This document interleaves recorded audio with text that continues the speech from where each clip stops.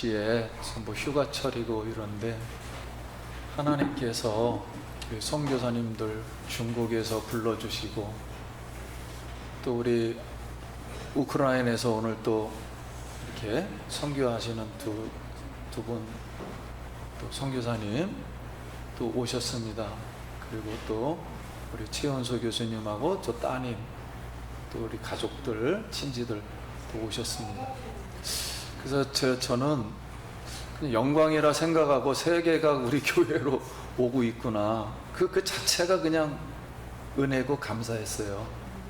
그래서 하나님이 우리 성도님들을 무한히 사랑하고 계시다, 저는 그렇게 생각하고 그래서 감사를 드리고요. 우리 최원수 교수님은 이렇게 이제 총신대에서 수석으로 졸업하시고 최연소로다 영국에서 철학 박사 학위를 받으셨습니다.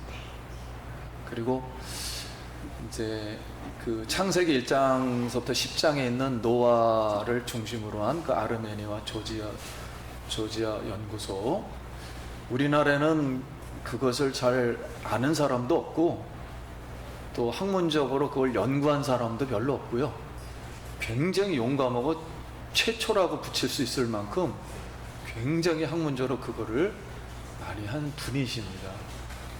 그리고 이제 저희 사모 친구분하고 이제 돼서 저도 목사님을 결혼하고 나서 처음 보고 오늘 요번에 조지아 가서 처음 본 거예요. 그러니까 30년 만에 이제 서로 나이가 들어서 처음 봤어요. 그때 이렇게 두 번째로 봤습니다. 오늘 한 뭐 시간 40-50분 얼마 될지는 모르겠는데 아무튼 잘 은혜롭게 우리 목사님 잘 전해주시리라 믿고 우리 목사님 할렐루야로 한번 환영하겠습니다. 일로 오실까요? 말씀 알아서 다시 한번 합시다. 할렐루야. 감사합니다. 또 이렇게 여러분들을 뵙게 돼서 너무 큰 감사를 드립니다. 저 우리 반주 좀 한번 해주실래요? 찬송가 258장 1절만 우리 같이 한번 불러보겠습니다. 샘물과 같은 보혈은 258장.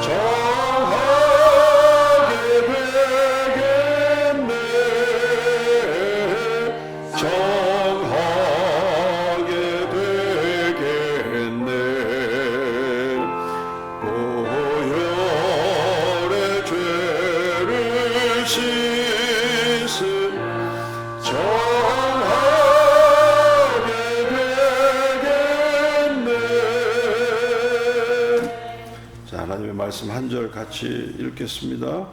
창세기 9장 27절 한 절 같이 읽겠습니다. 창세기 9장 27절. 자, 여러분들은 찾으시고 저는 읽습니다. 하나님이 야벳을 창대하게 하사 셈의 장막에 거하게 하시고 가나안은 그의 종이 되게 하시기를 원하노라 하였더라. 아멘. 우리 목사님 또 말씀하신 대로 우리 목사님의 부인되는 이난실 사모님하고 어쩌다 마주쳐서 같이 살고 있는 저희 사모하고 고등학교 무학여고 1학년 때 만난 친구예요. 그 전에 여기 한번 왔었죠. 우리 횃불 트리니티 신학대학원 대학교 상담학 교수인 최은영 교수하고 교회를 한번 방문해가지고 예배를 같이 드린 걸로 알고 있어요. 근데 제가 요번에 11박 12일로 조지 아르메니아 성지순례 같이 다니면서 느낀 건 뭐였냐면, 저분 고등학교 친구가 5명이거든요. 5명이 왜 친구가 되었는지를 알게 됐어요. 다 똑같아. 5명이 다 똑같아. 다 똑같아. 그래서 야, 저렇게 고등학교 때 만나서 지금까지 신앙으로 똘똘 뭉쳐가지고 그것도 5명이라 5달란트 그렇게 불러가면서 사시는구나 그랬어요. 그리고 다 여러분들이 참 대단한 게 사실 제가 지난주에 왔어야 되는데 좀 급한 일이 있어가지고 일정을 좀 조정을 해야 됐거든요. 그래서 먼저 죄송스럽다는 말씀을 드리고, 그러다 보니까 우리 이난실 사모님이 또 갑자기 또 선교지를 또 가게 되시고, 그래서 우리가 다시 또 길이 어긋났어요. 지금 선교지에서 굉장히 열심히 은혜 받고 사역하고 계시다는 실시간으로 전해져 오는 그런 소식을 듣고 있습니다. 여러분들 만나 뵙게 돼서 참 반갑고, 그리고 우리 목사님 뵈니까 아르메니아에 가서 너무나 빛이 나가지고 제가 이름을 지어드렸거든요. 아르메니아 김이라고.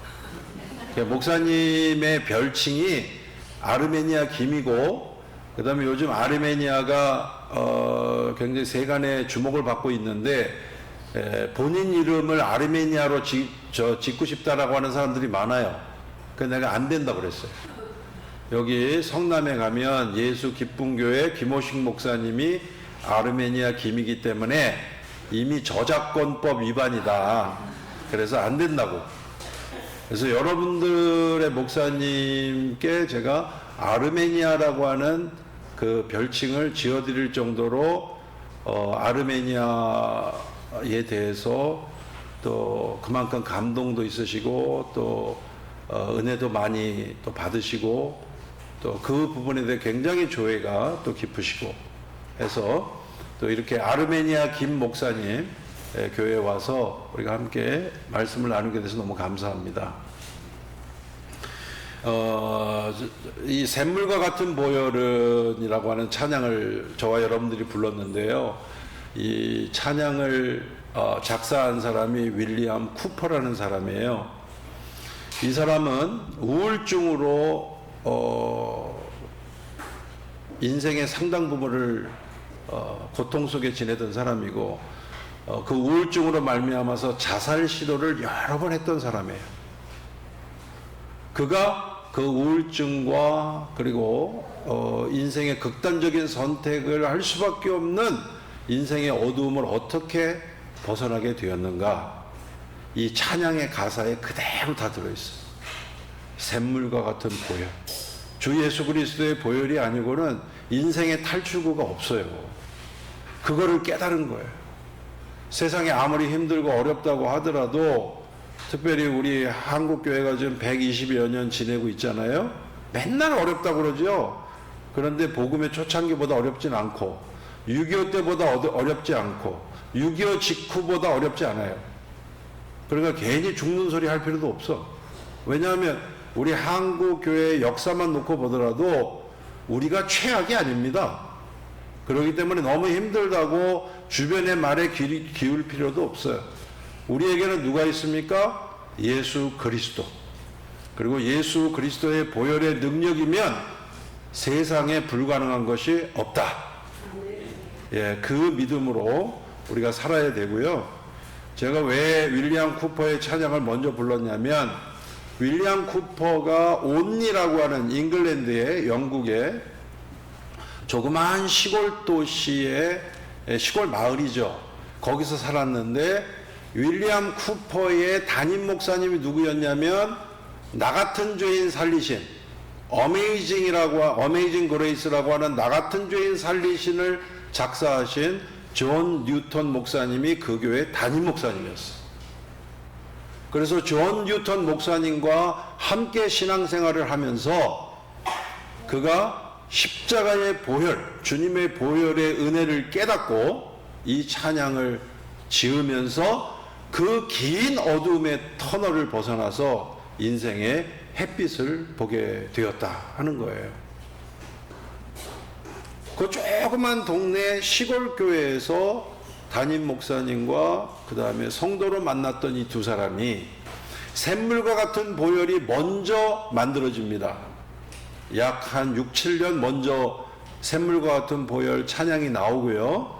그 다음에 6, 7년 후에 전 세계에서 모르는 사람이 없을 정도로 그렇게 사랑을 받는 찬송, 나 같은 죄인 살리신 그 찬송, 어메이징 그레이스라고 하는 그 찬양이 나오게 돼요. 그래서 지금 영국의 조그만 동네, 그 온리라고 하는 동네인데 바로 이 두 사람 때문에 나 같은 죄인 살리신의 그 찬양의 주인공 존 뉴턴 목사님을 흔적을 또 찾아서, 그리고 샘물과 같은 보혈이라고 하는 이 찬양의 이 또 주인공을 찾아서 그 조그만 시골 마을에 전 세계에서 사람들이 몰려들고 있습니다. 저는 이제 여기 오기 전에, 한국 오기 전에 또 거기 들렸다 왔어요. 그래서 온리를 들려서 그 존 뉴턴 목사님의 그런 무덤이 런던에 있다가 옮겨왔거든요. 그래서 지금 그 온리, 그분이 목회하던 그 교회의 한쪽 그 켠에 그분의 무덤이 있고, 전 세계에서 그 교회와 그리고 그분의 마지막을 보기 위해서 지금도 사람들이 모여들고 있습니다. 제가 왜 이런 말씀을 드리냐면, 지금 노아의 이야기를 제가 잠시 할 텐데, 창세기 1장부터 창세기 2장에 넘어오면 이제 역사적 에덴 동산이라고 하는 그런 낙원 이야기가 나오고요. 그 다음에 인간이 또 타락하게 되고, 그리고 하나님께서 그 예배를 받으셨던 아벨이 죽습니다. 자기 형에 의해서 죽고, 그 다음에 하나님께서 여러 자녀들을 많이 두셨지만 셋을 통해서 셋의 자녀들이 이제 그 구속사의 큰 은혜를 입도록 이렇게 이끌어 오셨어요. 그런데 그 가인의 후손들 뿐만 아니라 뭐 기타 그 이후에도 성경에 안 나오지만은 그 아담과 하와 사이에 자녀들이 더 있었어요. 그게 성경에 그대로 나오거든요. 그러니까 우리는 그냥 가인, 아벨 셋만 있는 것 같이 생각하는데 성경을 자세히 읽어보세요. 예, 그 하나님이 부르실 때까지 아담과 하와가 낳은 자식들이 굉장히 많습니다. 근데 이제 하나님의 구원의 역사를 이뤄가기 위한 과정에서 셋이 등장을 하고, 셋의 그 후손 가운데 누가 있었냐면 이제 창세기 6장에 노아가 셋의 후손이에요. 근데 노아의 8 식구를 빼고 얼마나 하나님 앞에 반역하고 하나님 앞에 죄를 지었는지 죄가 관영했다고 그랬어. 그러니까 차고 넘친 거예요, 죄악이. 그래가지고 결국은 하나님의 심판을 받을 수밖에 없었죠.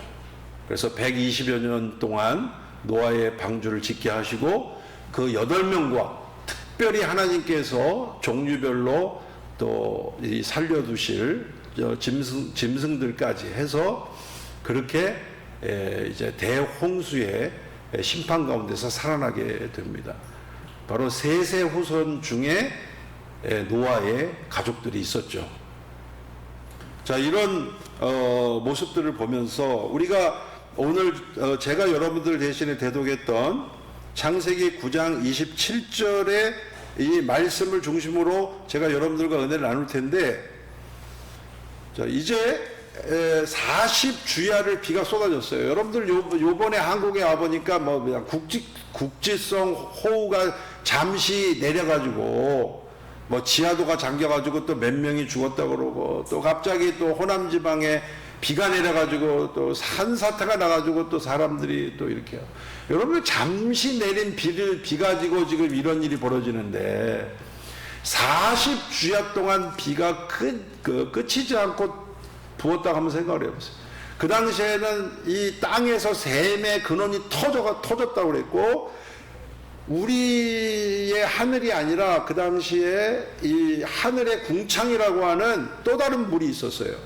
그러니까 위에서 터지고 밑에서 터지고, 그러니까 40일 동안 온 세상이 물로 뒤덮이게 되는 이런 노아의 대홍수의 역사가 있습니다. 그래서 8명 빼고는 다 죽습니다. 가인의 후손이든 셋으로부터 나온 후손이든 노아의 8식구 빼고는 다 죽어요. 저는 이제 노아의 홍수를 통해서 이제 노아의 방주가 아라랏산에 도착을 합니다. 8장에 가면 8장 4절에 보면 이제 아라랏산에 도착을 하는데, 그 아라랏산이 있는 곳이 어디냐면 아르메니아예요. 그래서 우리는 아라랏산을 알아도 아르메니아는 도대체 어디에 있는 나라인가 라고 이렇게 이제 반문할 수도 있는데, 여러분들 잘 아시다시피 터키 옆에 있어요. 그리고 이란 위에 있고, 그리고 또 조지아, 그 옆에 조지아가 있는데, 이제 조지아는 러시아하고 또 국경을 맞대고 있고요. 그래서 요즘에 방송에서 이 코카소스 산맥과 관련된 코카소스 지역 여행이 굉장히 큰 인기를 끌고 있어요. 그리고 우리 이웃 나라에서 또 방사능 오염수를 저 바다로 흘려 보낸다라고 하는 말이 또 나오면 나올수록, 그리고 중국으로부터 황사와 미세먼지가 극성을 부리면 부릴수록 사람들은 조지아 아르메니아는 도대체 청정국가라고 하는데, 그냥 막 방송에서도 그렇고 계속 요즘 뭐 인터넷에도 그렇고 많이 얘기를 하거든요. 진짜 거기는 청정 자연을 그대로 보존하고 있어요. 그래서 많은 사람들이 가는데, 근데 그거보다도 조지아 아르메니아를 통한 하나님의 구원의 역사가 그 속에 더 강하게 역사하고 있어요. 그렇기 때문에 그 지역의 성지순례를 강조할 수밖에 없는 것이고, 덤으로 청정 국가를 방문해서 물 좋고 공기 좋고 한 이런 것들 때문에 지금 우리 한국 사람들뿐만 아니라 전 세계 한인교회에서 지금 아르메니아, 조지아를 방문하려고 그렇게 준비들을 하고 있습니다. 자, 그런데 우리가 노아의 이야기만 생각했지 이 부분은 생각 안 하는 것 같아요. 뭘 생각 안 하냐면, 자, 노아의 방주가 아라랏산에 도착했습니다. 창세기 8장 4절에 아라랏산에 도착을 했어요. 근데 살아있는 존재들이라고는 그 노아의 방주 속에 있는 사람이라고는 8식구, 그 다음에 짐승들, 그리고 나머지는 다 죽은 거예요. 그래서 노아의 이야기는 죽음을 깔고 지금 성경이 기록된 그런 이야기예요. 그런 부분에 대해서 사람들이 잘 생각을 안 하는 것 같아요. 인류가 다 죽었잖아요. 근데 노아만, 그 다음에 노아의 방주 해가지고 이제 요즘 성경학교 많이 하는데, 성경학교에 아주 그 18번으로 등장하는 성경 이야기가 노아의 방주, 노아 할아버지가 노아 방주를 짓는다 그러고 뭐 8명, 그 다음에 또 120년 동안 짓고, 그 다음에 나와서 포도 농사를 이런 게 주일학교 때부터 굉장히 많이 얘기가 되고, 성도들도 사실 성경을 읽으면 창세기부터 읽는데 그 부분은 생각을 못 하는 거야. 노아의 얘기를 할 때 가장 먼저 떠올라야 되는 게 뭐냐면, 수많은 죽음을 깔고 노아의 이야기가 시작되고 있다는 사실을 잊으면 안 돼요. 인류가 다 죽었잖아요. 그 수많은 사람들의 죽음을 깔고 노아의 이야기가 시작되고 있다는 사실을 알아야 돼요. 그래서 저는 이 창세기를 타고 바로 이 죽음과 함께 주님의 십자가의 보혈이 바로 그 가운데에서 강하게 흐르고 있다. 여러분들, 우리는 죽음에 대해서만 얘기하는 것이 아니라 노아와 그 다음에 그 노아의 방주 속에 있는 사람들이 살았잖아요. 예수 그리스도의 보혈의 능력이라고 하는 것은, 예수 그리스도의 십자가의 능력이라고 하는 것은 죽음이 아니거든요. 바로 노아의 이야기 가운데 죽음도 있지만은 예수 그리스도의 그 보혈의 능력이 강하게 흐르고 있는 바로 창세기의 역사를 우리가 볼 수 있다라고 하는 겁니다. 우리가 살 수 있는 것, 그거는 예수 그리스도의 보혈의 능력이고, 우리가 지금 살아가고 앞으로 살아가는 것, 주님의 보혈의 능력이에요. 우리 성삼위 하나님, 아버지 하나님, 아들 하나님, 성령 하나님은 창세 전에 계셨고, 천지 만물을 창조하실 때도 계셨고, 그리고 구약의 역사를 통해서, 그리고 인간의 몸을 입고 이 땅에 오신 예수 그리스도, 그리고 이제 사도행전부터 시작되는 교회의 역사 가운데 성령 하나님의 그런 사역들, 성삼위 하나님의 역사가 이렇게 이 가운데에서 강하게 흐르고 있는 모습을 우리가 보아야 한다 하는 거예요. 그래서 저는 여러분들과 더불어서 노아를 통해서 주님의 보혈을 생각하게 되는 거예요. 주님의 보혈이, 주님의 그 보혈의 능력이 흐르지 않고는 노아의 식구가 어떻게 살 수 있었겠어요? 노아의 식구가 살았다는 것, 그 짐승들이 살았다는 것, 그것은 바로 죽음 가운데서, 사망의 그늘 가운데서 인생을 살려두신 바로 주님의 십자가의 그런 보혈의 은혜가 아니고는 설명을 할 수가 없는 바로 그런 모습을 우리가 오늘 본문 가운데서도 볼 수 있다 하는 것을 알 수가 있습니다. 그래서 여러분들이 앞으로는 노아의 이야기를 들을 때마다 죽음을 생각해야 돼요. 노아라고 하는 이름 하나 때문에 죽어간 수많은 사람들, 그리고 그 중에서 그 노아를 살려주시고 노아를 통해서 새로운 인류를 열어가시는 그런 하나님의 역사를 우리가 깊게 묵상해야 한다라고 하는 얘기입니다. 여러분, 우리 주변에 사실 삶과 죽음이라고 하는 것은 이게 손바닥의 앞뒤와 같아요. 그래서 유럽에 가면 교회의 무덤이 다 옆에 있어요. 그러니까 주일날 예배를 드리러 갈 때 자기 조상들의 무덤을 보면서 예배 드리러 가는 거예요. 그래서 기독교 역사가 긴 나라일수록 바로 예배를 드리는 예배당 옆에는 다 무덤입니다. 그래서 그들에게 삶과 죽음이라고 하는 것은 늘 붙어 다니는 이야기였어요. 그러니까 마찬가지로 우리가 오늘 읽은 이 본문도 우리가 죽음을 깔고 죽음 가운데에서 피어난 생명, 그게 바로 노아의 8식구였다 하는 것을 우리가 기억해야 돼요. 그리고 이제 그 8명 노아의 방주가 하필 왜 아라랏산에 도착했을까? 그 아라랏산에 도착한 이유에 대해서 그때로부터 지금까지 동일하게 고백하고 있는 나라가 있어요. 그 나라는 세계 최초의 기독교 국가가 된 나라예요. 그 국가가 바로 여러분들 목사님의 이름인 아르메니아예요. 그 사람들은 노아의 직계로 그 자리에서 여전히 살고 있어요. 아라랏산이 있는 그 자리, 그 주변.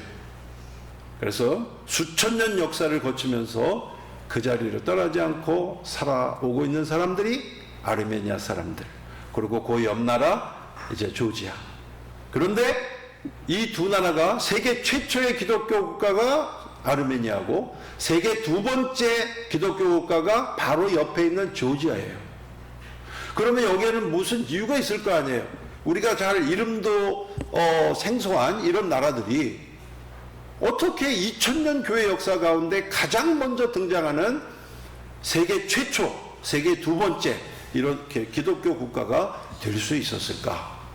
그게 굉장히 궁금해지는 그런 이야기가 지금 여기에 있는 거예요. 저와 여러분들이 오늘 창세기 1장부터 10장에 있는 내용, 이것을 제가 잠깐 요약을 하면서 말씀드렸습니다만, 그 안에 죽음을 깔고 그 다음에 생명의 역사, 8명이 살았는데 그 노아에게는 3명의 아들이 있었잖아요. 그 중에 셈은 뭐라고 축복을 받습니까?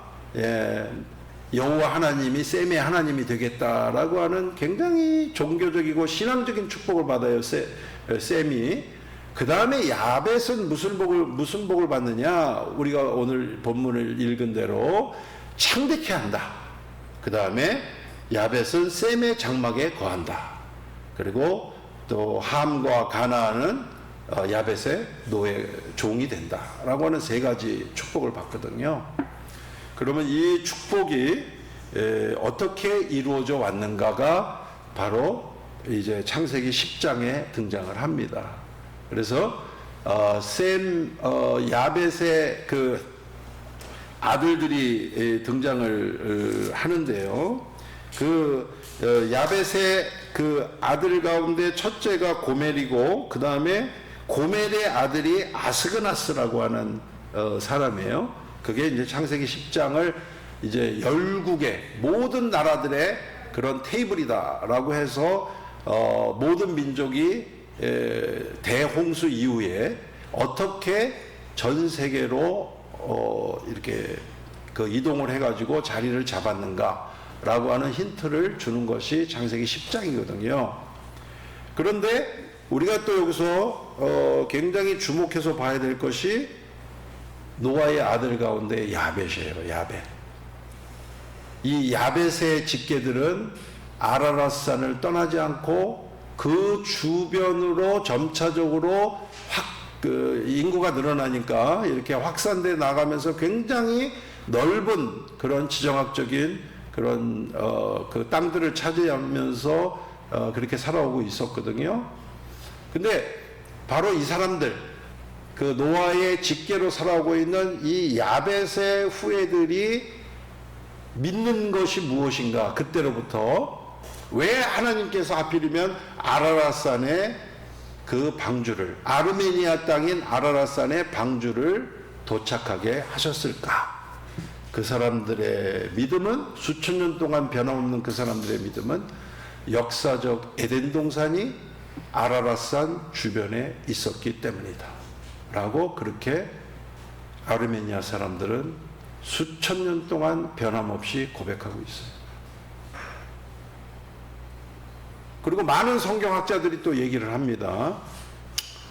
이제 역사적 에덴 동산을 창설하시고 문화명령을 주세요. 생육하고 번성하라. 이 땅에 충만하라. 라고 하나님의 그 명령이, 문화명령이 주어지거든요. 그런데 창세기 6장 대홍수를 통해서 그 사람들이 지금 8명 빼놓고 다 죽었잖아요.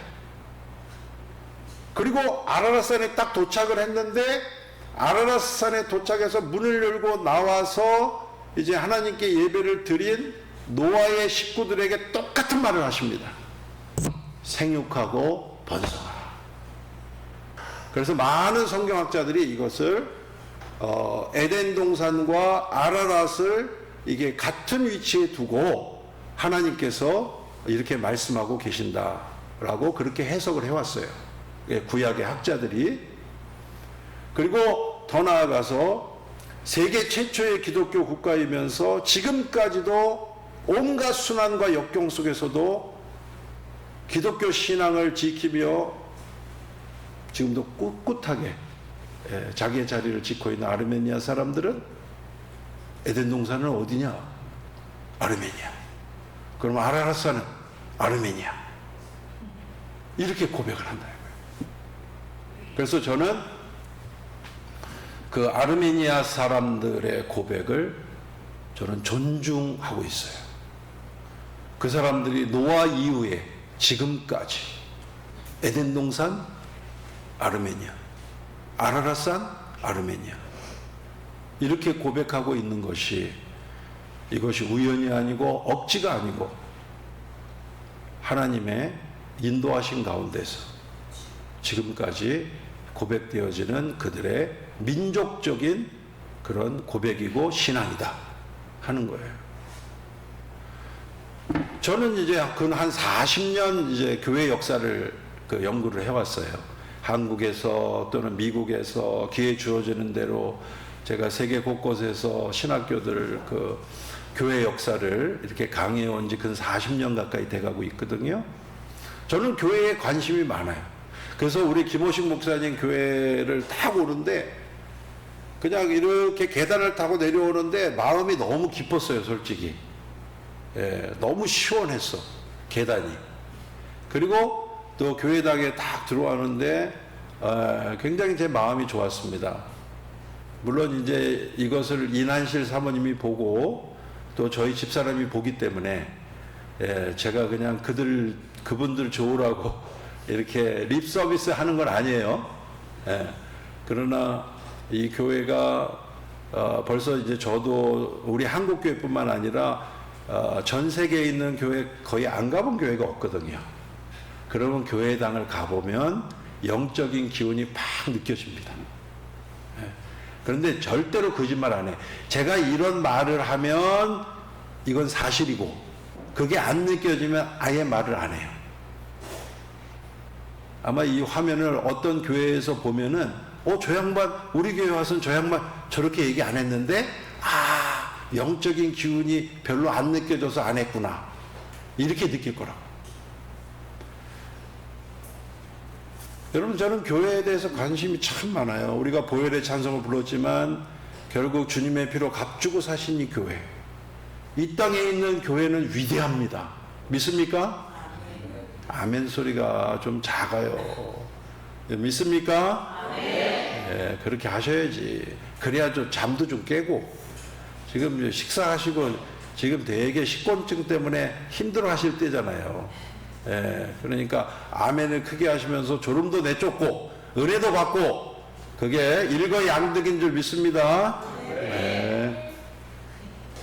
그래서 우리가 이런 흐름 가운데서 저는 그래요. 내가 뭐 한 40여 년 교회 역사를 가르치다 보니까 아르메니아가 어디 있는지도 몰랐어, 저는. 그러나 그냥 내 강의 안에 세계 최초의 국가는 아르메니아. 그러니까 그거를 계속 가르친 거예요. 어디 있는지도 모르고. 그리고 조지아가 세계 두 번째 기독교 국가라는 거, 그건 진짜 몰랐어요. 내 강의 안에 없어. 근데 솔직히 고백을 드립니다. 없어요. 근데 이런 계기가 돼가지고 또 하나님께서 특별히 인도하셔가지고 아르메니아, 조지아를 통해서 흐르는 이런 구속사의 엄청난 이 흐름. 여러분들, 이런 거예요. 내가 요즘에 이 아르메니아, 조지아에 대해서 얘기를 많이 하고 다니니까 그냥 한마디, 노아의 방주가 어디 도착했어요? 아라라산. 아라라산이 아르메니아예요. 그래요? 그걸로 게임 끝났네요. 이런 얘기를 해요. 그런데 거기다가 그 땅에서 노아 이후에 수천 년을 살아오고 있는 사람들이 아라랏을 아우르는 주변 지역에 역사적인 에덴 동산이 있었다. 그렇게 고백한다 그러면 막 기절초풍하려고. 그래서 저는 뭐 에덴 동산에 대한 의견들이 사실 여럿이 있기 때문에 제가 뭐라고 얘기하냐면 나는 아르메니아 사람들의 주장을 존중한다. 나는 그 사람들의 의견. 그러면 에덴 동산 아르메니아, 아라랏산 아르메니아. 나는 그들의 그 마음과 그들의 수천 년 동안 이어오고 한 번도 변함이 없었던 그들의 고백을 존중하고 싶어요. 나는 거기에도 분명히 하나님의 뜻이 있다고 믿거든요. 그런 곳을 우리 목사님하고 우리 사모님이 직접 다녀오시고, 그리고 여러분들의 목사님은 영예롭게도 우리 대한민국에서 단 하나밖에 없는 아르메니아 김이 되셨어요. 아멘 아닙니까? 이런 은혜가 어디 있어요. 여러분들 감사하시고, 그리고 저는 그 숙제를 풀려고 성경을 창세기 1장부터 시작해가지고 구약성경, 신약성경까지 다 뒤지다 보니까 하나님의 구원의 역사가 아르메니아, 조지아를 타고 흐르는 그 하나님의 구원의 역사를 보게 된 거예요. 여러분들 보세요. 듣도 보도 못한 아르메니아가 무슨 세계 최초의 기독교 국가가 되냐고요. 그러면 이게 하나님 나라의 역사에 뭐 우연이 있습니까? 우연이 없어요. 우리 성도님들 여기 앉아있지만 우리 성도님들이 예수 믿는 게 우연입니까? 하나님께서 이미 창세전에 여러분들을 지명하여 불렀고 여러분들의 이름을 기억하고 때가 돼서 여러분들이 하나님 앞에 엎드려서 예수 그리스도의 보혈로 말미암아 예수 그리스도는 나의 유일한 소망이라고 고백하면서 힘들 때마다 예수님의 이름으로 기도하는 그런 사람들이 되지 않았습니까? 그렇게 우리가 살아오고 있잖아요. 이런 그 구속의 큰 역사가 그 땅을 타고 흐르고 있었다라고 하는 이 사실을 우리가 다시 한번 생각을 해야 되고, 제가 없는 얘기를 하는 게 아니고 성경에 있고 역사에 있는 얘기를 지금 여러분들과 나누고 있는 거예요. 그래서 그 사람들이, 제가 또 이제 이 우리나라 그 구한말 복음을 전하러 오셨던 그 선교사님들이 있어요. 특별히 미국 여기 우리 호남 지방, 전라남북도 그 지역을 그 선교하러 오신 분들이 미국 남장로교, 그러니까 미국의 남부 출신들, 미국 남장로교 선교사님들인데, 예, 그분들의 사역이 어마어마합니다. 그래서 저는 이 호남 사람들을 굉장히 우러러보고 그들의 신앙이 사실 그 선교사님들의 눈물과 땀으로 이루어진 그 결실이거든요. 정말 그 선교사님들을 뭐라고 불렀는 줄 아십니까? 작은 예수라고 불렀어요. 정말 예수님이 누군지는 자기 눈에는 안 보이지만 그 선교사님들을 바라보면서 당신들 같은 분이 예수라면 난 예수 믿겠다. 그래서 여러분들 호남 지방이 말이에요, 전국 8도 가운데 복음화율이 제일 높고 아직까지도 그런 신앙의 물결이 여전히 살아서 움직이는, 아마 전국 8도 가운데 호남만큼 그렇게 이 복을 받은 그런 지역은 없을 거다, 저는 생각이 들거든요.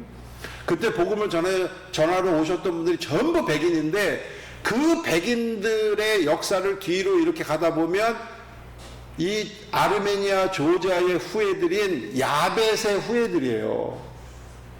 그렇게 역사가 흘러가요. 야벳의 후예들이 우리가 알고 있는 거의 백인들이거든요. 그들이 유럽에서 종교개혁을 통해서 또 새로운 종교운동을 경험하고 또 하나님을 사랑하고 또 하나님에 대한 열정으로 살다가 또 이 신대륙으로 이주를 하잖아요. 그래서 신대륙에서 그들이 또 하나님의 영광 안에서 열심히 살다가 하나님의 그 성교 명령, 그 복음 명령을 받들어 가지고 이 미지의 땅, 우리 한국으로 와서 복음을 전해서 결국 지금 한국교회가 이렇게 있는 거 아니겠습니까? 이 모든 이 구속사의 그 큰 흐름이 바로 이 아르메니아 조지아를 통해서 흐르고 있다라고 하는 거예요. 저와 여러분들이 받았던 그 복음, 바로 이 후예들, 에덴 동산이 있었고 아라랏산이 있었던 아르메니아 조지아, 이 지역을 통해서 유럽으로 확산되어 갔던 이 우리가 보통 얘기하는, 알기 쉽게 얘기하는 이 백인들. 그래서 야벳은 셈의 장막에 거하고, 그래서 이 야벳 족속들이 이 셈의 하나님을 알게 되고 그 축복을 받아서 결국 우리 한국교회도 이렇게 서서 지금까지 우리가 예수 그리스도의 보혈을 감사하고 또 십자가의 은혜를 누리면서 이렇게 살아가고 있는 것이다. 여러분, 이게 굉장히 신묘막측하고 우리가 이런 것을 생각해 보면 놀랍지 않습니까? 네. 그러니까 그런 흐름 속에서 여러분들이 이해하시면 될 것 같고요. 그래서 시간이 많이 갔기 때문에 목사님은 저한테 시간을 충분히 주셨지만 저는 시간을 굉장히 잘 지켜요. 그래서 지금 시간이 많이 갔기 때문에 이제 제가 정리를 좀 하도록 하겠습니다. 정리하기 전에 아르메니아 조지아를 통해서 그 다음에 코카소스 산맥이라고 하는, 요즘 한국 사람들이 막 열광을 해요. 이 코카소스 산맥에 가면 한국말로 다 말이 돼요. 한국 사람들 그렇게 많이 가요. 여름철이니까 그냥 그 등산하는 사람들 가면은 한국말로 누구 없어요? 그러면 여기 있어요? 그럴 정도로 한국 사람들이 많이 가는 데가 코카소스 산맥이에요. 그 코카소스 산맥을 넘어서 러시아로, 우크라이나로 이렇게 이제 야벳의 족속들, 이 백인들이 이동을 했는데, 특별히 예수님이 오고 나서 세계 최초의 기독교 국가가 되고 나서는 예수 믿는 사람들이 그렇게 이동을 하게 됐거든요. 그런데 지금 러시아하고 우크라이나가 열심히 싸우고 있어요. 근데 지금 우크라이나 선교사로 사역을 하시면서 지금 전쟁터에 있다가 잠시 나온 분이 우리 교회에, 우리 예수 기쁨 교회에 오셨어요. 그래서 시간은 조금 갔지만은 우리 전쟁터에서 지금도 전쟁 중이거든. 뭐 지뢰가 깔려 있고, 거기서 오신 우리 최하영 선교사님 오셔가지고 인사 잠깐 하시고 그냥 잠깐만 이렇게 말씀을 나눠주시면 좋을 것 같아요. 자, 이리 나오세요. 내가 목사님 허락 받았어요. 그냥 하는 게 아니고 내가 분명히 이분들이 언제 들어가죠 또? 8월 다음 주에 또 전쟁터로 또 들어갑니다. 또 기도도 하시고. 예, 할렐루야, 반갑습니다. 우리 최은수 목사님하고 저는 이제 같은 동길에서 연락을 했더니 여기서 오늘 말씀 증거한다고 그래서 불이 나게 아침 예배 드리고 왔습니다. 사실은 이제 8월 4일 날에 들어가는데요. 이제 사람들이 그렇게 말을 합니다. 왜 또 들어가냐? 편안하게 쉬지. 그 전쟁 지역에. 그 다른 건 아니고, 제 이제 선교사니까, 우리 목사님도 선교사님 주시라 그러는데, 선교사니까 제 그 집이 거기에 있고, 제 사역지가 거기 있으니까, 그냥 사명으로 들어갑니다. 여러분 많이 기대해 주시고요. 사실은 이번 전쟁으로 통해서 참 대한민국의 위상이 많이 커진 계기가 되었습니다. 우리 목사님께서 방금 뭐 야베 족속들이라 그러는데 유럽 사람들이요, 우리 아시아 사람들 알기를 우습게 알아요. 그런데 그만 K 방산에게 뜨면서 폴란드하고 루마니아 이런 데서 또 그것이 흘러서 우크라이나까지 들어간지 모르겠지만은 초기부터 2014년 이제 크림을 뺏기면서부터 참 대한민국에서 여러분은 알지 못할 때 그 헬멧이라든가 이렇게 모든 거 군화까지 이런 것을 많이 이렇게 지원했었어요. 그렇게 지원했었고 그렇게 지원해주는 나라가 그렇게 많지 않습니다. 우리가 세계의 군사력이 세계 5위예요. 5위. 그리고 또 우리 문화가 빨리빨리 문화잖아요. 그리고 빨리 만들어내는 거예요. 뭘 만들어내면은 바로 갖다 주는 데가 이 대한민국뿐이 없습니다. 그래서 이 빨리빨리 문화가 좋을 때도 많더라고. 그래서 여러분들이 우리 목사님께서도 염려했지만은 대한민국이 뭐 헬조선이고 뭐 어렵다고 그렇게 말을 하는데 유럽에 가보십시오. 공항에 우리 대한민국 그 인천공항에 딱 들어서면은 야, 화장실이 날날이 바뀌더라고. 화장실이 최고로 좋은 화장실, 호텔보다 더 좋은 화장실이 인천공항에 있어요. 여러분 안 가보셨죠? 공항에 가서 화장실부터 찾아가세요.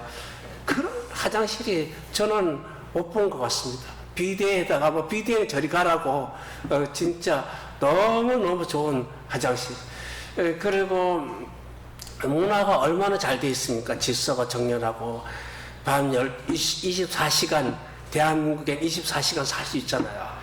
홍대 거리를 지나도 치안이 너무 잘 돼 있고 그리고 여러분 핸드폰을 올려도 누가 주워가지 않는 나라. 그런 나라에서 여러분이 살고 있는데요. 이렇게 그렇지만 우크라이나가 저는 제2의 대한민국이 되겠다 이렇게 생각해요. 왜냐하면은 지금 우크라이나에 아까 우리 최은수 목사님하고도 얘기했지만 같이 저희 사역지도 많이 도와주셔요. 그리고 거기에 있는 알레 목사님네가 43명이 초기 전쟁 때 이제 독일 프랑크푸르트 갔거든요. 난민으로. 그런데 난민을 갔는데 서유럽에서는 그 난민들을 이렇게 잘 받아줘가지고 벌써 600~700만 명이 벌써 등록을 해서 살고 있습니다. 그 중에 86%가 여성들이에요. 그리고 남자는 못 나가잖아요. 그리고 그 중에 60%가 여자들이 대졸자들입니다.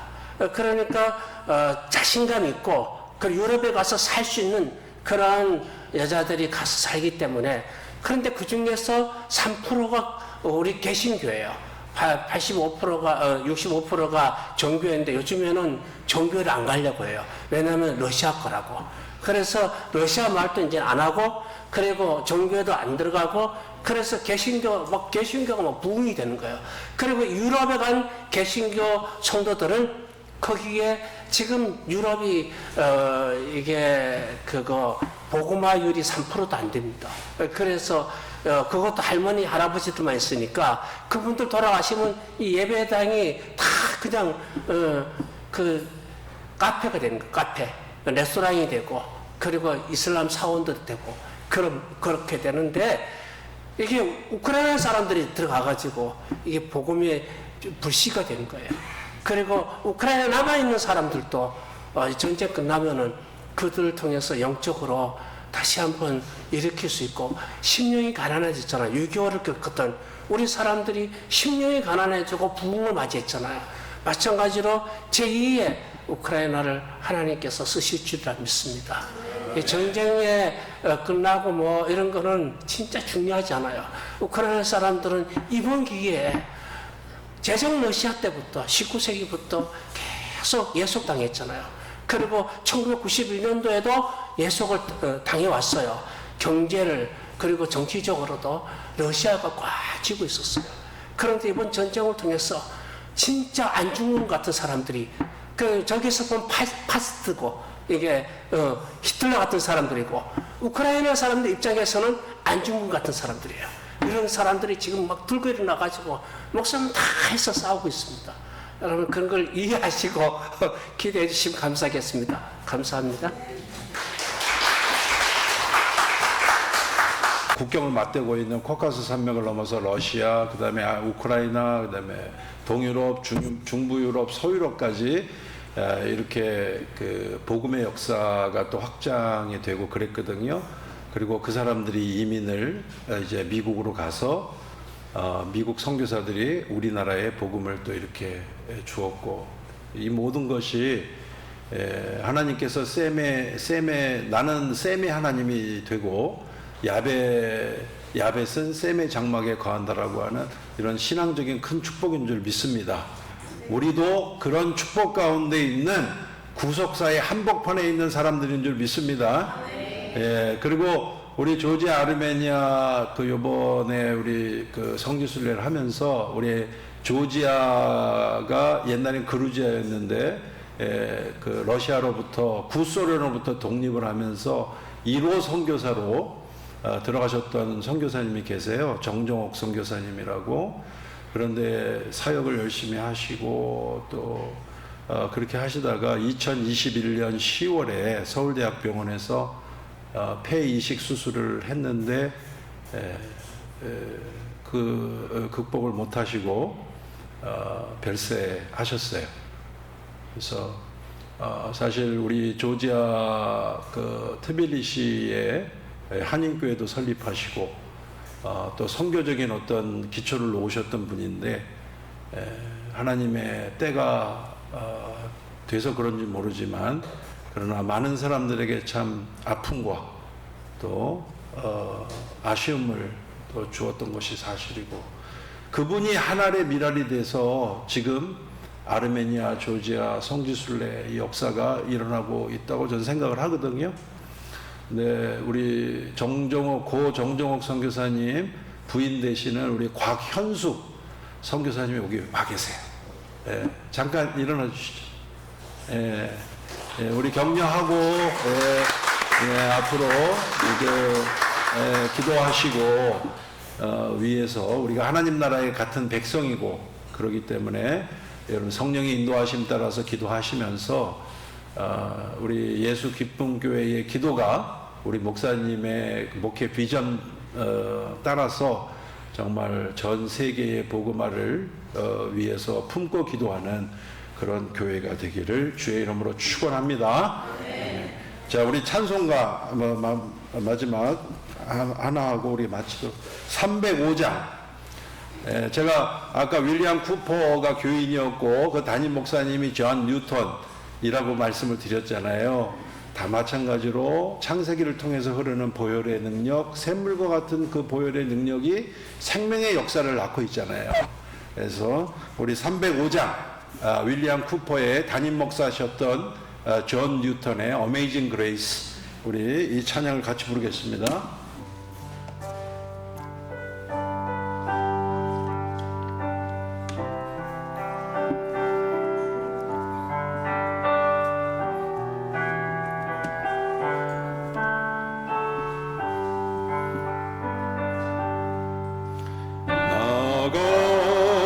같은 죄인 살리신 주의 놀라운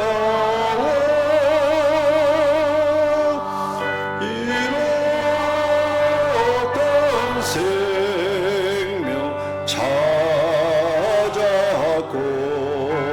광명으로 얻네. 305장이에요. 305장. 근 죄악에서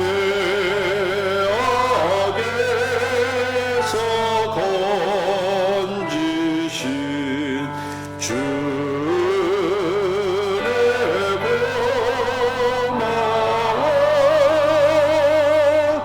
나 처음 믿은 그 시간 귀하고 귀하다. 이제껏 내가 산 것도 주님의 은혜라.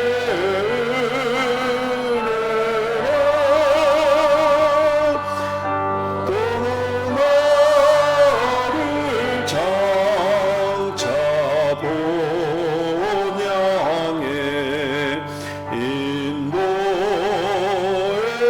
주시니. 거기서 우리 영원히 주님의 은혜로 해처럼 밝게 살면서 주 찬양하리라.